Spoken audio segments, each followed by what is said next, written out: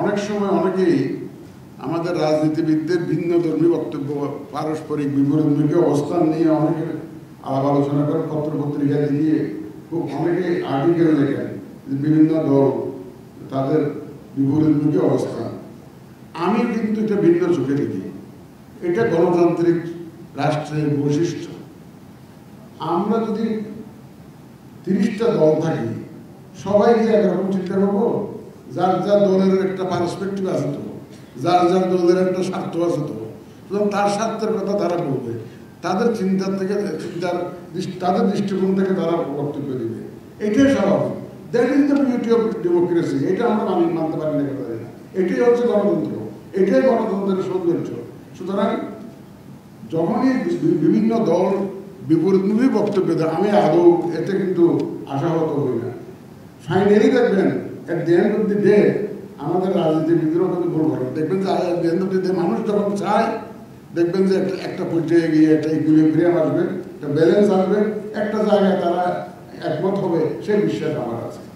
আমি ওই যে ধর্মগ্রন্থ থেকে, সম্ভবত বাইবেল থেকে একজন ভাগ করে গেলেন যে আমি নিজে ধার্মিক, আরেকজনকে ধার্মিক হিসেবে মানতে রাজি না। সব মনে করে যেন সব ধর্ম আমারই, আমি বায়াস, একমাত্র আমি বায়াস, তাই না? এই বলে গেল না অর্থ একটা।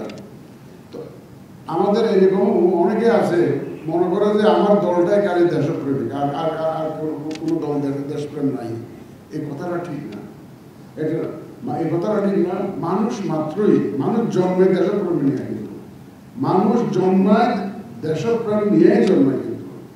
কিন্তু যখন পরিবেশ পরিস্থিতি চারিদিকে যখন দেখে যে ডান দিকে লোক টাকা কামাচ্ছে, বাম দিকে লোক টাকা কামাচ্ছে, তারপরে আমার সামনের জন বিদেশে পাচার করে আরামে দুবাইতে সুন্দর বাড়ি বানিয়েছে, তখনই তার মাথার মধ্যে ঘুরতে থাকে যে এইটা কেন ওর দেশের উপর আস্তে আস্তে কমতে থাকে।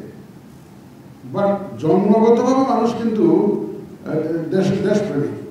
আমরা যারা এখানে অনেক সরকারি কর্মচারী আছে, আমরা যখন বিদেশে লেখাপড়া করতে গেছি, ট্রেনিং নিয়ে গেছি, সবসময় মনে হয়েছে যে এবার গিয়ে বাংলাদেশ পরিবর্তন করে ফেলবো।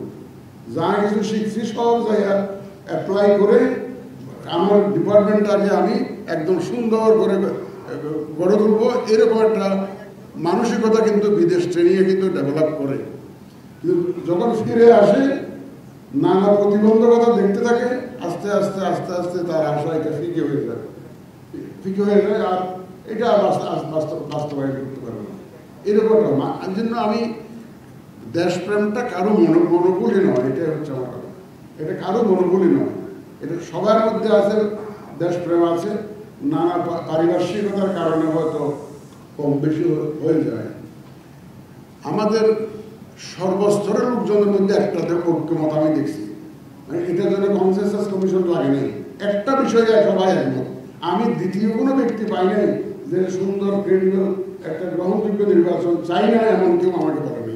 আজকে আমার সহকর্মীরা, আমি যারা ইলেকশন কমিশনে এবং ইলেকশনের জন্য যারা কাজ করেন, আপনারা যারা মুসলমান আছেন, আজকে রোজার প্রথম দিন আপনারা কিন্তু ওয়াদা করছেন রমজান মাসে, কিন্তু এটা আমি এই ওয়াদা আপনাদের কাছে নিচ্ছি। আপনারা সবাই কাজ করবেন তো সুষ্ঠুভাবে করার জন্য, করবেন তো, নিরপেক্ষভাবে করবেন তো। রমজান মাসে আপনারা ওয়াদা করবেন, রমজান মাসে আমার সাথে ওয়াদা করলেন, আশা করি ইনশাল্লাহ আপনারা এই ওয়াদা রক্ষা করবেন। আমি যেখানেই গেছি, আমি আমার অফিসারদের সাথে কথা বলেছি, অনেকে হয়তো বিভিন্ন নানা সার্কামস্টেন্সের কারণে নানাভাবে কাজ করতে হয়েছে। আমি বলি let us forget about it, আমরা সামনের দিকে তাকাই। আমি বারবার কথা বলছি, আমার সামনের দিকে তাকাই। শুধু শুধু আমরা কি বলে এটাকে, ওই যে পোস্টমর্টেম করে করে, একটা লাশের পোস্টমর্টেম করে করে লাশ নিয়ে আর কত কাঁদবো আমরা, লাশ নিয়ে কত কাঁদবো। মরা ইলেকশন হয়েছে, এই লাশ থেকে আমরা কাঁদতে থাকবো, পোস্টমর্টেম করবো আর কাঁদবো, শুধু বিলাপ করতে থাকবো। বিলাপের দিন শেষ।